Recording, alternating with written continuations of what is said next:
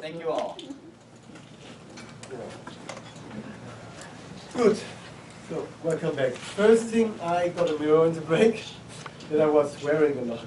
And sometimes I get on the roll with, also it's not my native language, and then it might be a little bit clumsy, but I'm getting in this energy that I want to shake a little bit, because sometimes, especially in California, everything seems so settled and so conscious and so already that sometimes I need this, my own clumsy swearing language, to have some energy that breaks somehow through that layer. And I think this was the reason, and I apologize. And even more when I say everybody got fucked by their parents. First of all, you have the idea that we had a perfect childhood. And I definitely mean fucked as in whatever. Screwed. Fucked up. Yeah, but screwed over, that's even as bad. I did not mean that. Yeah. Sexual connotation about your family up. Good. Wait, I just have to say the first thing that happened after when the break started was I turned to him and I said, I love it every time you swear. Me too. I literally it was bursting out of my mouth. Also, there's another mirror. Yeah, good. Thank you. What do I do with that now? Okay, so as we can get stuck in process, I want to shift to another part of the other parts of Tamera, and I'm going to try to make an elegant transition by bringing a metaphor or an analogy. In a way, the negative analogy is what we often speak in the project is they have done the same with errors as they have done with the rivers. They have made straight beds, they have made containers that are not suitable to the being of water and errors. And whenever water gets stagnant, it gets foul. Just as a human being in the wrong social vessel gets foul and angry, actually.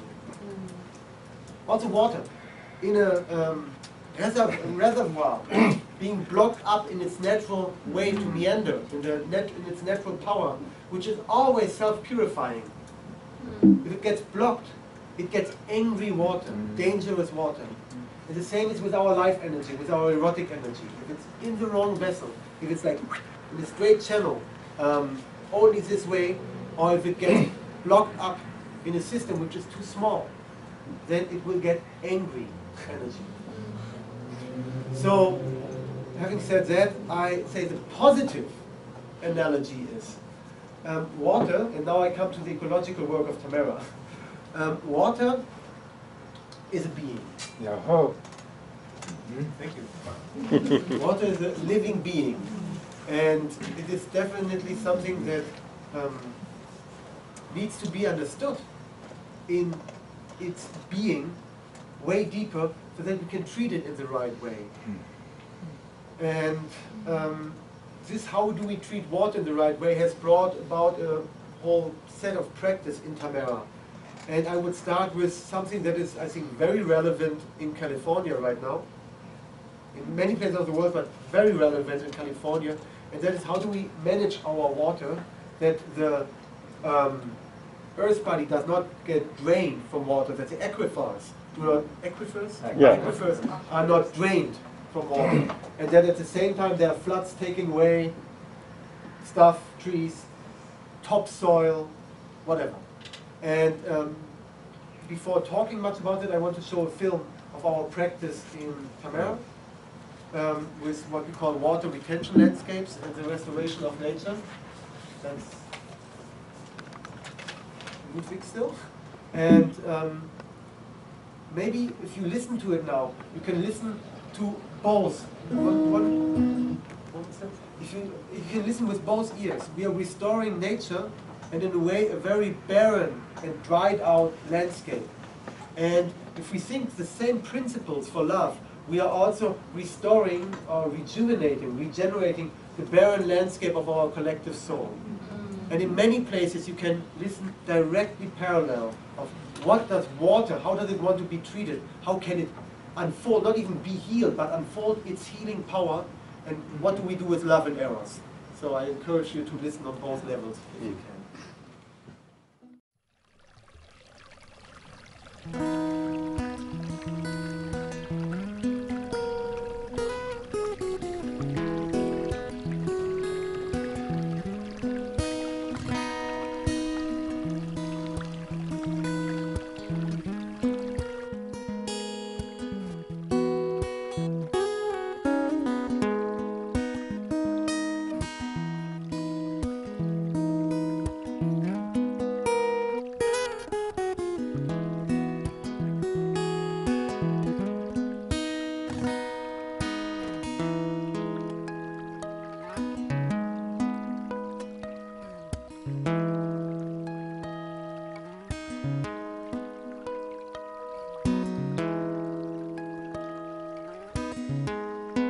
Wasser ist Leben. Water is life.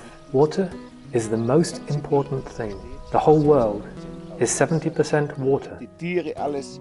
We, the animals, everything, 70% water. Water is a key issue for the survival of humankind on this planet.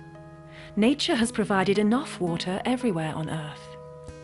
But 1 billion people do not have sufficient access to clean drinking water. More and more regions lack the water to grow the food they need. Centralized systems of artificial water management cannot solve this problem. We need decentralized systems of natural water management. We are in Tamera Peace Research Centre in southern Portugal, where a water retention landscape has been under development since summer 2007. Bernd Muller is responsible for Tamera's ecological research work. Noch 2007 hatten wir in der Gemeinschaft Tamera die Frage, In 2007, the community of Tamera still had the question whether a site of this size, threatened by desertification, could provide food, water and energy for 300 people. We visited Sepp Holzer and asked him this question, and he brought us this gift, the vision of a water landscape. Sepp Holzer, an Austrian mountain farmer, is a well-known specialist and visionary for permaculture and landscape healing. Water is always at the core of his work. Wasser ist für mich das größte Kapital. For me, water is the most important capital. Wherever it's possible, you should create retention spaces and collect the rainwater and relearn with the water how to maintain a balance. This is the most important thing, because once you've created the right hydrological balance, 70% of the work is done. You help rich vegetation to develop, diversity, because nature can reveal itself and develop in the right way.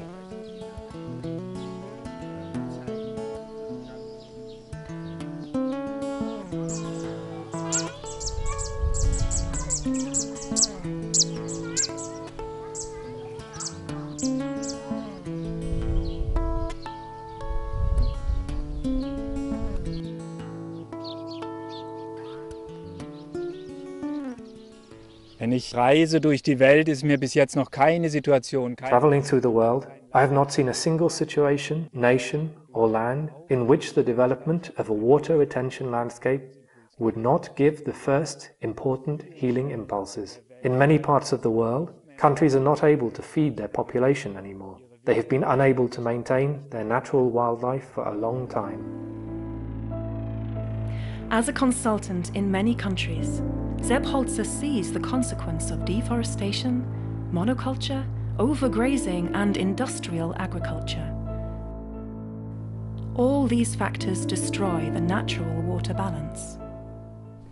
So trocknen die Böen aus, so geht das Wasser verloren. Und The soil is drying out, water is being lost, and the retention space, the natural water storage system of the earth, is becoming dry.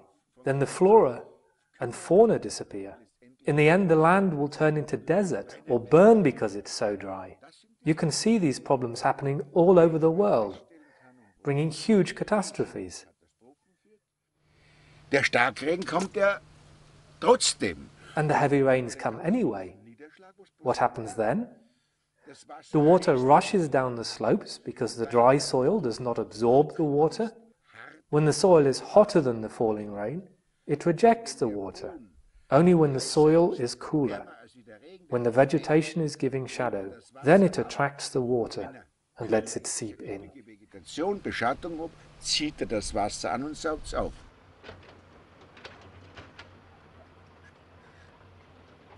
This is the construction site for a new water retention space in Tamera. Wherever you work with soil, you can read the signs of erosion. Topsoil should actually form a thick, living layer everywhere on the ground, which enables rainwater to filter in. But this layer has been eroded away. Now the topsoil lies in layers many meters thick in the bottom of valleys, or is found as mud in rivers. The surface of fields and sites higher up is depleted and barren.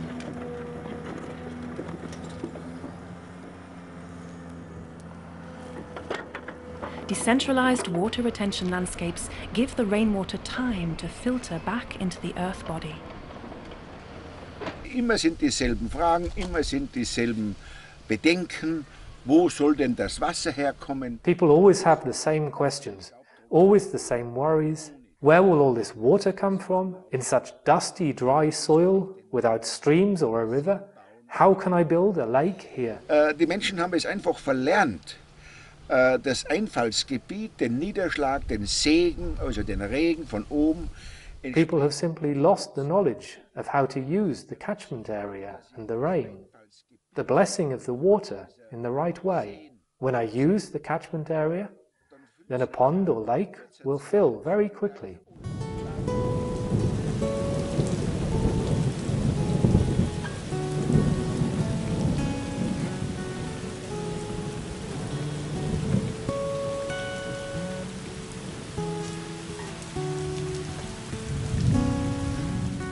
How much water can change a landscape in a short time, we can see here, comparing Tamera before the creation of Lake One and today.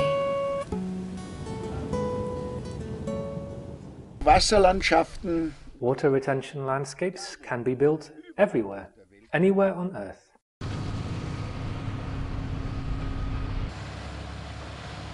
A water retention space must not be sealed with concrete or plastic. It is enough to build a dam out of natural material at the narrowest point of a valley. You dig a ditch until you reach an impermeable layer.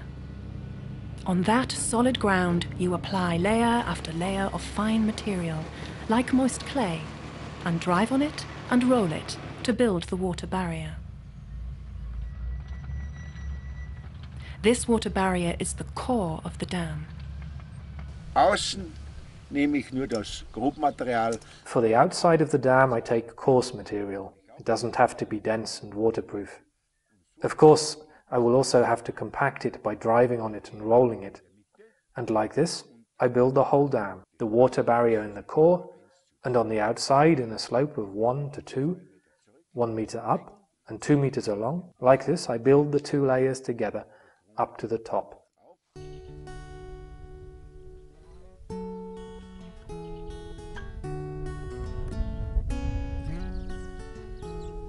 The water retention spaces have winding banks, shallow and deep zones, a diverse vegetation of water plants, and are built aligned to the prevailing wind direction. This way, the water is always moving, is enriched by oxygen, and thus is naturally purified. The water in a water retention landscape stays fresh and alive by itself.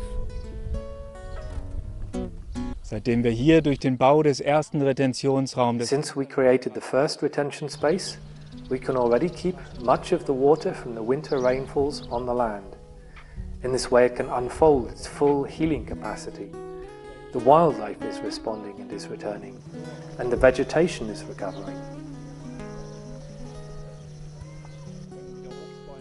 We can plant fruit trees again. The forests recover, and we can grow our food for people and for animals in the direct surroundings of the first retention space.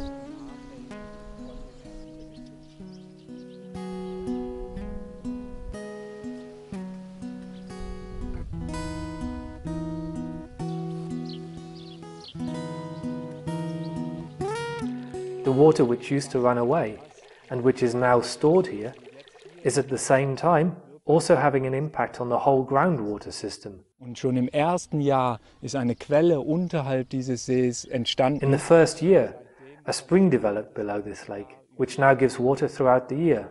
Since we built this first dam, we no longer have such big variations with a lot of flowing water in winter when it's raining and droughts in summer.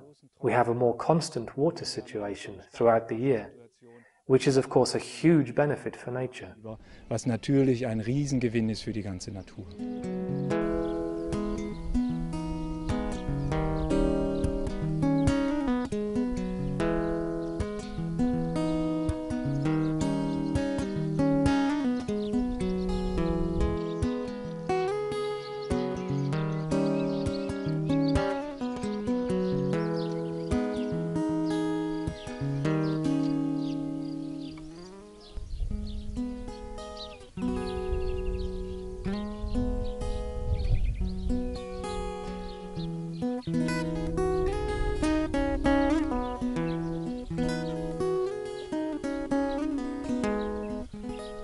Nature shows you how this works. You just have to ask her, have to contact her, to communicate with her. Then you will be fine anywhere on earth. Ask nature. Think with her and not against her. Put yourself in her place and you get all the answers you need. Make room in your head so that natural thinking has space to happen. In dein Hirn für ein natürliches Denken, damit dir etwas einfallen kann.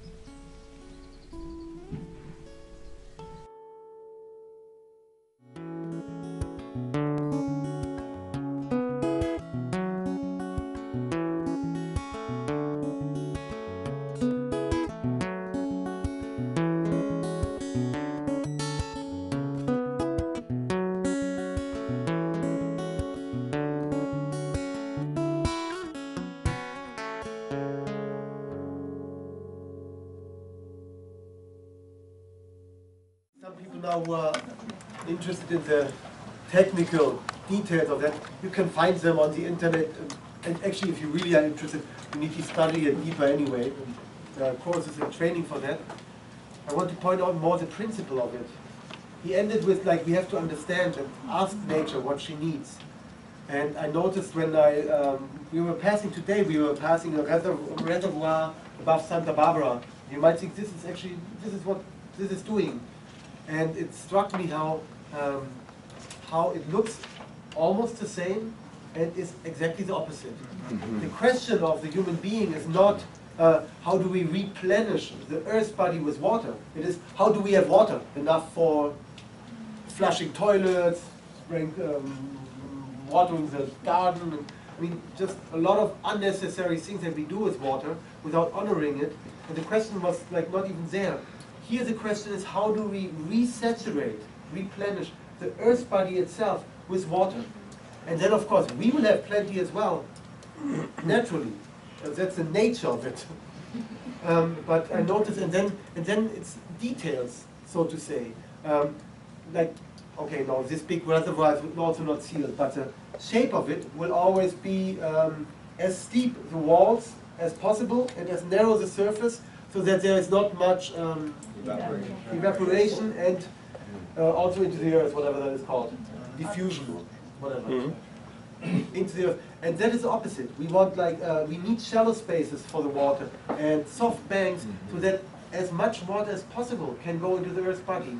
And that is just one example of where this is totally different principle.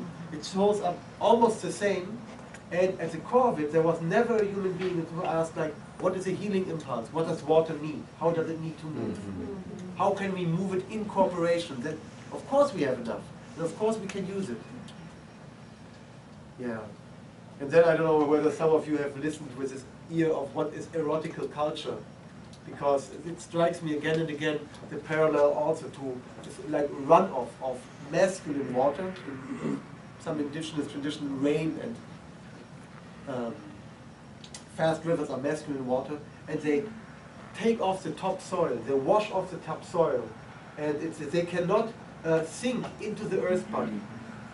And so, if you bring it back to reconciliation work of the genders or the principles, then there is a masculine domination of, like, water not being able to sink in, not the receiving principle of the earth, not being possible anymore because it is overheated, it is closed up.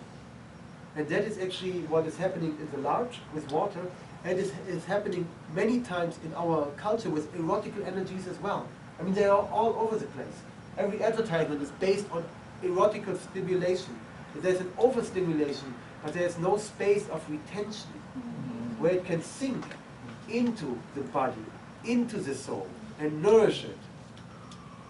Water that is thus sinking into the earth body comes back up as source, as water source. This is a natural cycle of water. It sinks and by itself rises again. And imagine what eros could be that can sink into the vessel of a community, not sealed in little couple things where nothing else is allowed, but in an open system to replenish the body of community with erotical energy, and then can come up as source, as real creativity and inspiration. Yeah. Once again, this parallel struck me.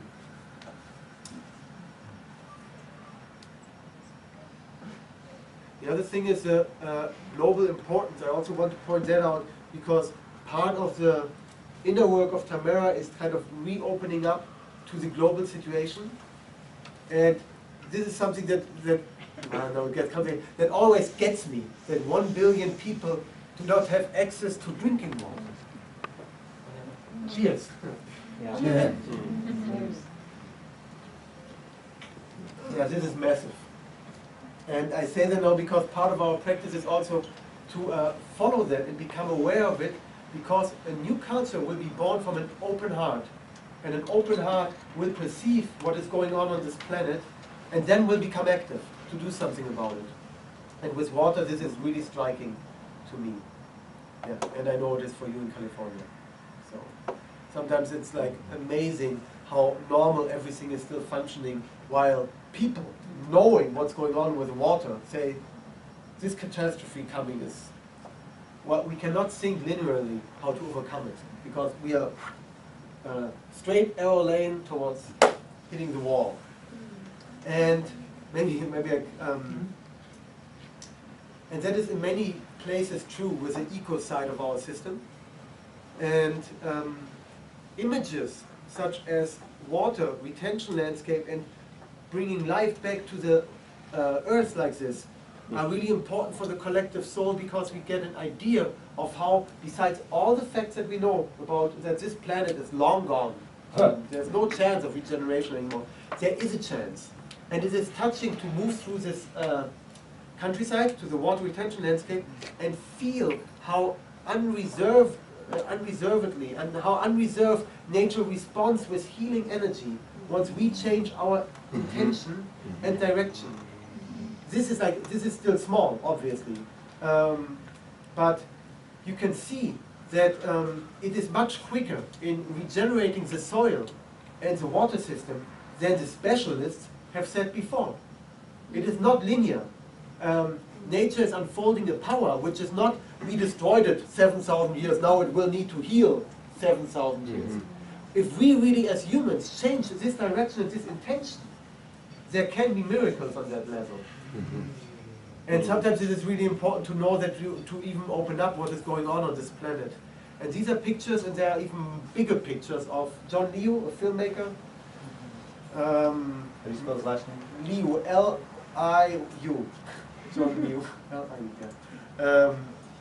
He documented a similar process in China, Les Plateaux. This is the size of Belgium, which is probably a third of California, half of California, a big chunk of land, and it was completely destroyed, and actually only through the pressure of the catastrophe.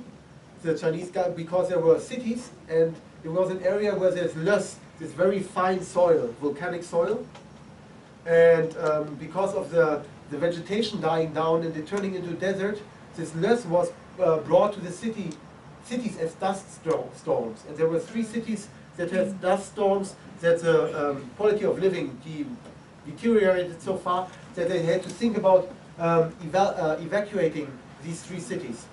And they were altogether, I think, 10 million people or something, like big cities. Wow. And therefore they said, like, wow, this is going to be really expensive to evacuate. So it wasn't the right motivation that I just tried to spark, but still, they discovered it is cheaper to regenerate the nature. And so they spent, I think, $800 million, it was an $800 million program, to regenerate this whole area.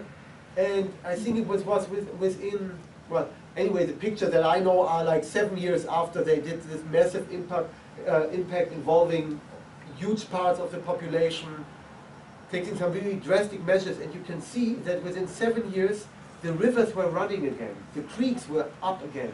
Nature was regenerating in a really quick way. And I recommend, when sometimes you are so despaired that you don't even look at what's going on this earth anymore, to watch these images, because it nourishes the soul in a very deep place, because there is hope. It's massive what is going on, it is massive the decision that we have to take for a different culture, but there is hope. Yeah. What is the name of that place in China? Or Les Plateaux. Les Plateaux? L-O-E-S-S. Thank you. Yeah, you find it. Actually, the link is also on the Tamera webpage. Oh, great. Yeah, it is. Okay, ecology. Now, looking at that, I noticed that I really haven't said anything basic about Tamera. We are a community of 170 people in the south of Portugal.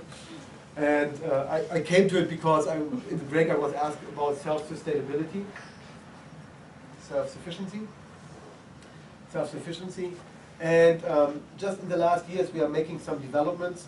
And just to give a number where we are somewhat proud on is that we now, after having reactivated or entered the process of healing the water cycle, we have come up with a 80% self-sufficiency in vegetables and fruits. For example, we are not very good in grains. People have that question. And I also want to say Tamera is a university. It's a hub for spreading knowledge. The main idea is not that we want to build a model, but it is more important to generate the knowledge of building models. And therefore, our goal is not to have 100% self-sufficiency in food, water, and energy. Because with our current state of the art, this would mean that many of us work like 10, 12 hours in the gardens, in the fields, and that is not the idea. We want, whenever we know that something works, and we have showcased that it does work, this is good. Let's find the next technology, because we really want a modern, complex life system, which is in accordance to a modern lifestyle, not as we have it right now, as in luxury and affluence, but in abundance, in true abundance, and also abundance of time. Because I think we will not convince modern society, yeah, let's go back to nature and go work the field 14 hours a day and then just fall dead and sleep. We won't. And that's also not the idea. I don't think that that is any of the idea of evolution. Therefore, we research and then we go on to more research and teach. And Tamera is a training center for ecological. There's training courses in water retention landscape. There is training in all the areas that we explore and research. We also pass it on, that knowledge. The horse course. Horse course, animal communication. Yeah. Just starting a new school. Maybe I say something about the school. Our school. Well, first of all, personal story again. When my daughter was 5 months old, that was a moment when I decided, okay, it's not the time anymore to talk with friends that we should live differently and we don't like the life of society and culture, but I knew inside I need to create something now. I cannot see my daughter grow up in that system. It was a very positive, and this is when I was searching alternatives and coming to Tamera. And now I often see the beauty of culture where the natural curiosity of children is not broken, but fostered. And in a way, if I would summarize our whole school concept with one sentence, this is it. We foster the natural curiosity instead of breaking it to system conform behavior. Nevertheless, our schooling is a little bit more complex, and maybe I illustrated the biggest learning ground for children, especially in the beginning, like now, starting to learn, is community. In a culture where you are allowed to be curious of what do these adults do with these things that they hold in their hand, and they're like, for hours they look into it, books, reading. What do they do?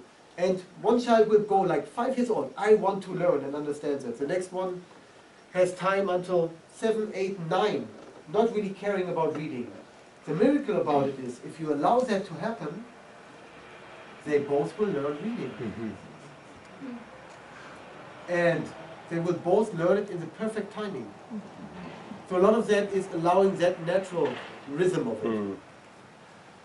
The other part of it is, in a community, a child can again learn through the channel of trust. A child will pick the people that it trusts that it admires, that it looks up to, whatever, to learn from them. And that is in resonance with their natural gift. The functioning, healthy tribal society, this is what happens. You don't have to do much school about it. This is what is happening. So our school is still a little bit more institutionalized, and actually it's very exciting that just this year, on the 15th of September, we will open a free international school, which is for the children of Tamera, which is for the children of the region, Portuguese children, and which is probably, we don't know how much we can handle that from the beginning, but also a boarding school for international children. And that is really with the idea of peace workers, like people like me, like in Berlin, I could not see my child growing up like this. And there are people, and I hope there are good schools in all regions, but there are some people who are involved in their being. They know, like, my biggest goal is to become part of a planetary community. I want to see that understanding grow. And this is where I want to give my child the possibility to unfold. That we will have a boarding school, in the way sometimes I see a boarding school for fully committed peace workers. They know I have a task that is not really the best for bringing up children. I don't have a community, but I know my place to serve is here. And I sometimes imagine, envision that a boarding school also for these children, of these committed peace workers doing work that is needed in transforming society, will be part of it. Yeah. Good, I think I will open for a few more questions, and I think then we are coming to an end. Is there been any progress with some of the energy sustainability Yes. stuff? Yes, there is. There is great progress. Okay. How to make that short? We have something called the solar village, and I will name a few important things about it. And we are trying. Our research is not into photovoltaics, because again, the principle of photovoltaics, it's a brilliant technology, but the principles, how it is produced and distributed, is through highly industrialized, centralized manufacturing and maintenance through global north, specialists towards delivery to the global south where the sun is, and electricity and energy is needed. So there's a lot of shortfalls of photovoltaic energy, and our solar village is working a lot with heat exchange, low temperature, high efficiency Stirling machines. That means putting very low differences in temperature that can be just created through a surface in sun and a surface in shadow. That is enough to get a machine going to produce energy, and then with a high efficiency Stirling engine you can produce electricity from it. Now I'm not fully going into it, but I want to name the principles, and I say yes, there is something going on, because finally, after many years, we have a very ingenious inventor called Jürgen Kleinwächter. He has extremely complex systems, which not only this machine, but a holistic system. Like, it's not a closed system, but a full cycle system. And he finally got his machines into industrial production. And this is like a huge breakthrough, because without any conspiracy, it is a fact that industry is fighting these alternative technologies big time. I mean, we would be, our energy, we would be somewhere like if a tenth of the war budget of the would go into renewable energy research. I mean, we would be somewhere, yeah, beyond our imagine now already. But anyway, it's fighting that, and we finally got through that his machines, the first of these Stirling machines, producing electricity and really great pumping pumps, solar pumps, are going into industrial production. Solar pumps, really important for California. I don't know the numbers. I had some arguments on this trip, but I read somewhere that 70% of California's energy, electricity, is going into pumping water. Then somebody said no, it's 40%. Somebody even said it's 90%. Anyway, it's bizarre. It is absolutely bizarre. Yeah. So I think these decentralized pumping systems will have a really big benefit to many areas of the world. So the other thing is what we just applied to the Buckminster Fuller Award is inflatable mirrors. high precision mirrors that focus solar energy into one point, and they don't need to be traced because they are fixed focus mirrors. They are called with technology. They are parabol mirrors. They have a very specific bend that will keep the focal point of the sun in one place. Now this, you have very simple versions of that where you cook with. They're that big, called Scheffler mirrors. But these are very different. Well, they are very evolved in that because they're about a square meter and they produce a temperature up to 3,000 degrees Celsius. So that is way more than you need for cooking. And, yeah, well, take care. But the point is, it is creating a lot of energy. And this means also like a medium industrial production can go decentralized. And of course, this temperature can be, then you don't need a low temperature efficiency. High efficiency Stirling, you can use any Stirling machine to produce electricity. Yes, and it's inflatable, therefore it's very, very light and has a minimum that it needs from high-tech industry. It does need something. The material is quite something, but not a lot. And the main trouble with technology and solar technology is a storing system. And together with this mirror, in our application for the Buckminster Award, we put a sand storage. A very simple, it's amazing how simple it is. Sand is very good at storing heat. And once you store heat from the sun, and you have a heat exchanger, you can, it's not like you can only use the solar energy throughout the day and else have batteries, but you can actually store the heat of the sun in sand. And have it like sand, if you have like 2 cubic meters of sand and you heat it up to 500, you can heat it up to 1,000 degrees. Then you heat it up a couple hundred degrees, then you have a week long heat, enough to keep a Stirling engine going and have electricity around the clock. Yeah, these are just highlights of it. Please check out the webpage because I'm really happy that this is a breakthrough. And it's, in German we have a saying, you shall not praise the day before the evening. But still, it is really, it has made a big jump in the last 2 years. Yeah. Great. Good, I think second to last question. Yeah. So noticing from the slideshow the structures of what you live in and dwell, can you speak to how your design of these variable constructions and modulars that you use for shelter cause and create flow between your relationships and continuity and cohesiveness via each other and the land? Beautiful question, but I don't think that I will go into that. Okay. Just shortly, just an overview of it? Well, first of all, Revelation, what you see there is for the film. Our real, 90% of our living structure is caravans and primitive. So, but anyway, what you're referring to, much more interesting.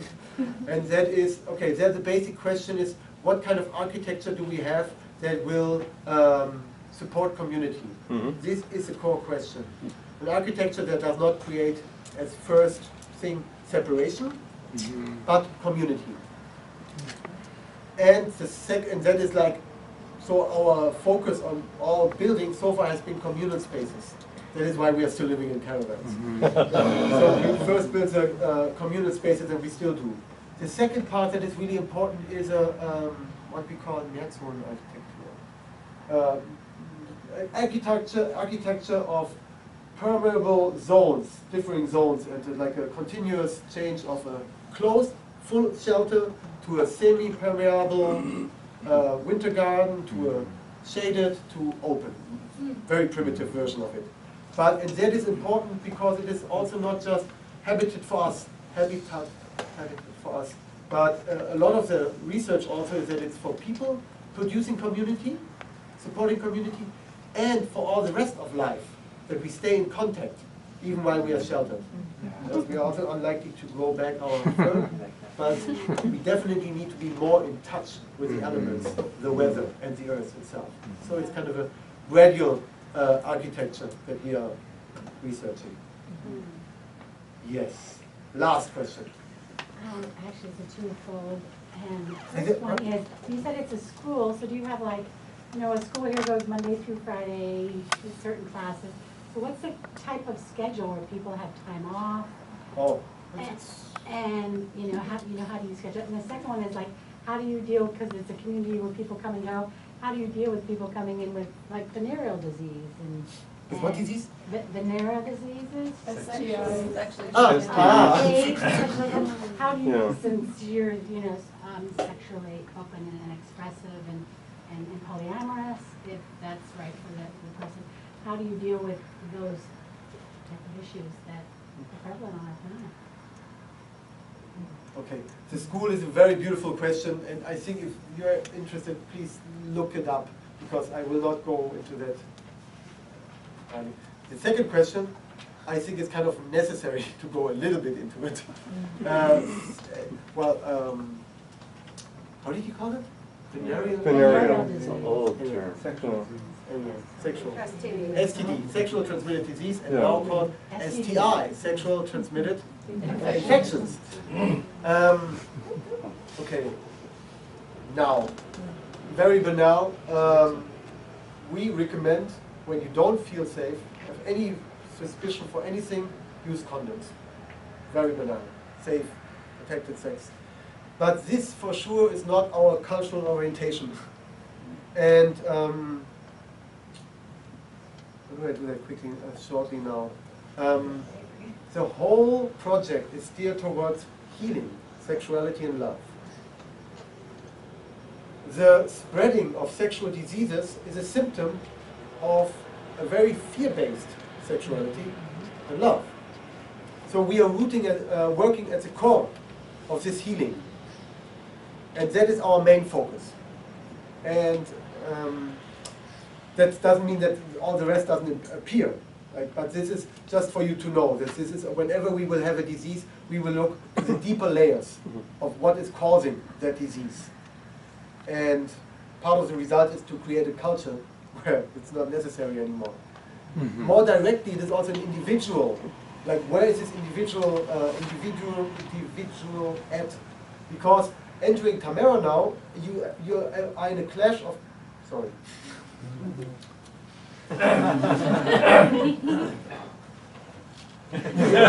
talking transmitted diseases, but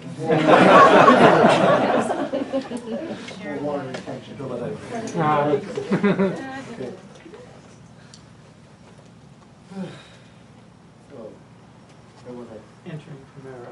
Entering Tamera, you come to a clash of the cultural conditioning you are coming from and the promise of a free culture.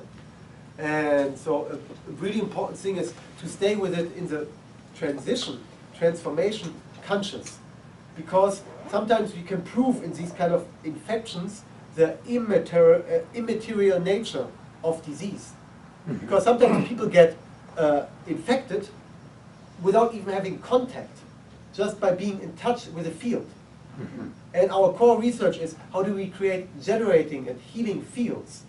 Because the diseases come from a field of fear, first place. Still, as I said, condoms. There's still a responsible behavior of knowing that we all believe in our material world and the primal rule of the matter. So we cannot lie about not believing in contagious diseases while we still do inside. As far as an aspiration, we want to go much deeper in understanding the immaterial side of disease and the transformational good that it does. So, yeah, and what I can say is that we have been blessed in general through this work of not having serious cases. And I believe part of this blessing and protection is because we do work at the core, at the root causes.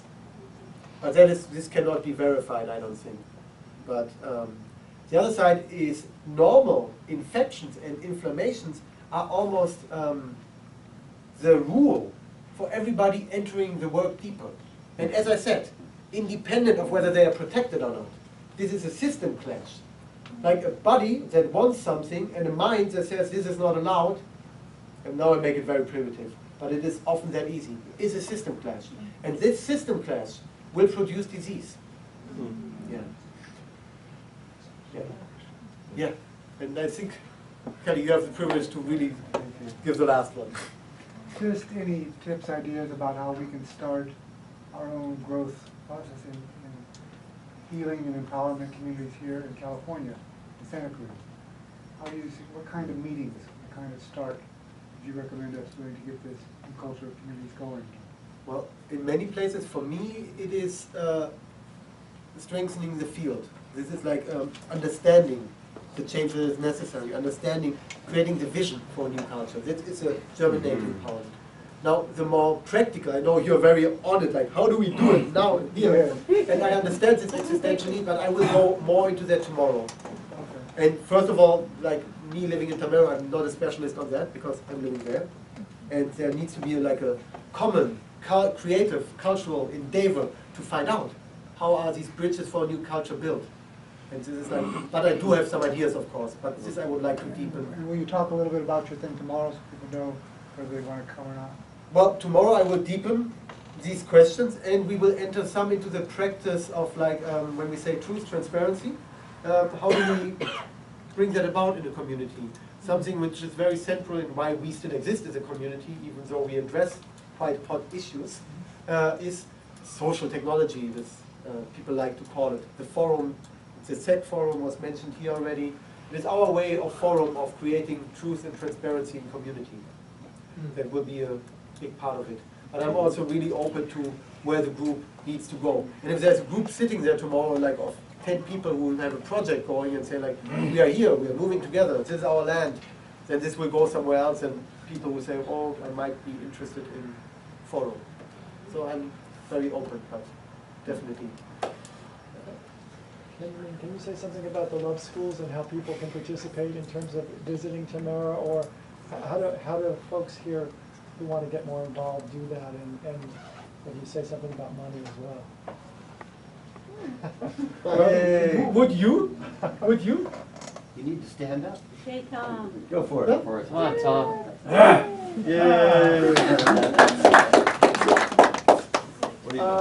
I recently visited Tamera at their Global Love School, and I mean, you can feel the energy here. There's a model that they're building and replicating, right? And the vision is not a small specific one, it's huge, right? And this requires huge resources, not in the manufacturing model, right? But in terms of participation. So what I learned there is that they're building it by like a water retention landscape. By when you go there, you get replenished in a deep way.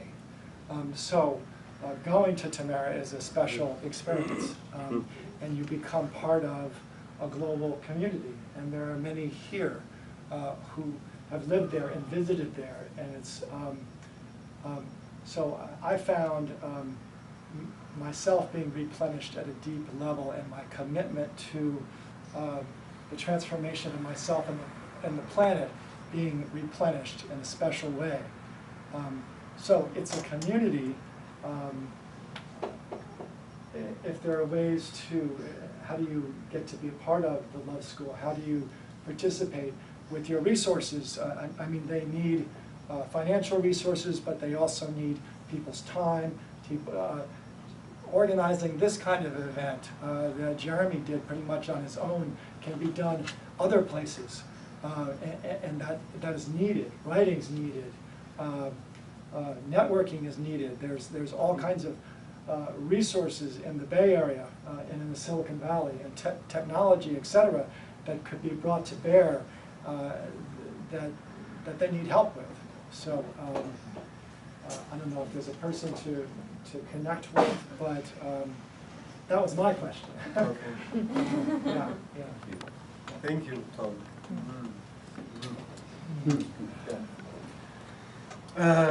Yeah. Thank you. This was beautiful. It's very rewarding to see people really being nourished in their transformation. Yeah. Tamera has a website. I think this is the easiest if you boil it down now to the programs are open, at least half of the year. And we definitely invite people to come and learn. We also invite people to participate in the community and learn as much so that they would sprout and germinate the next new culture hub.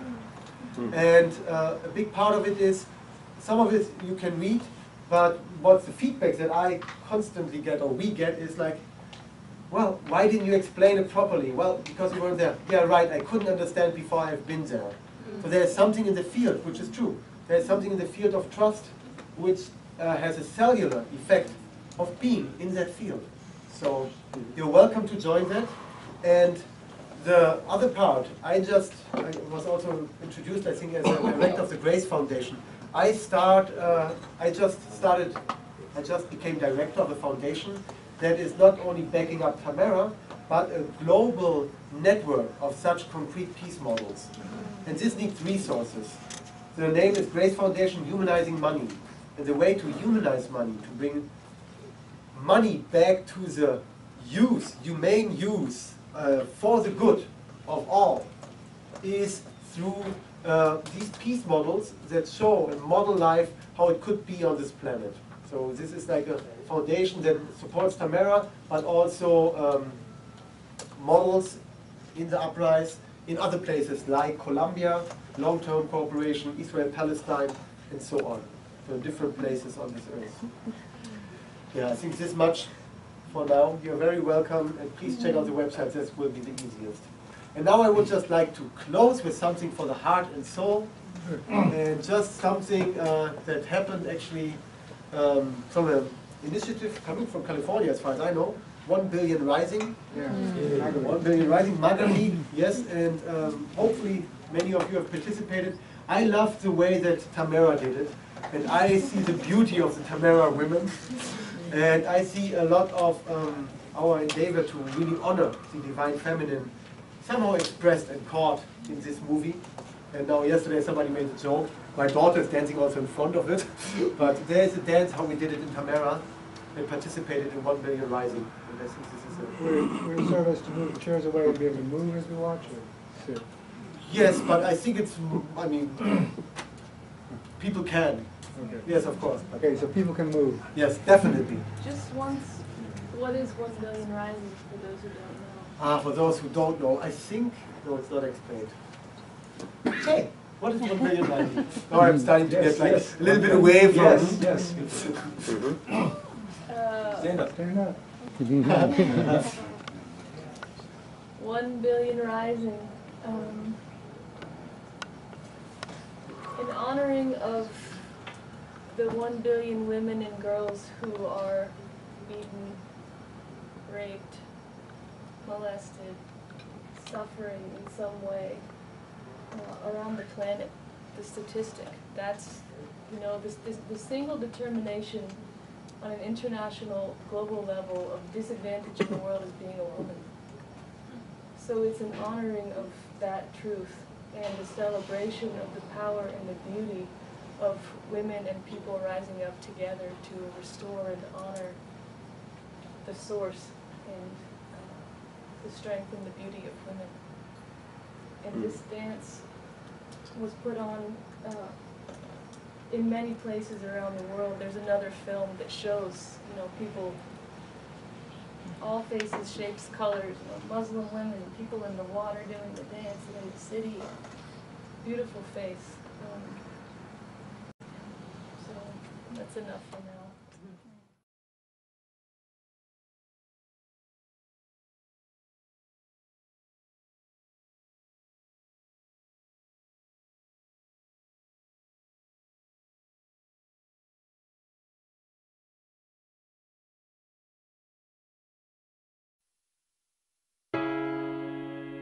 I raise my arms to the sky.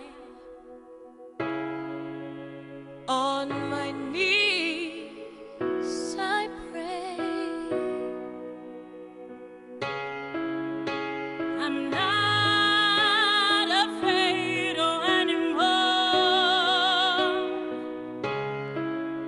I will walk through that door.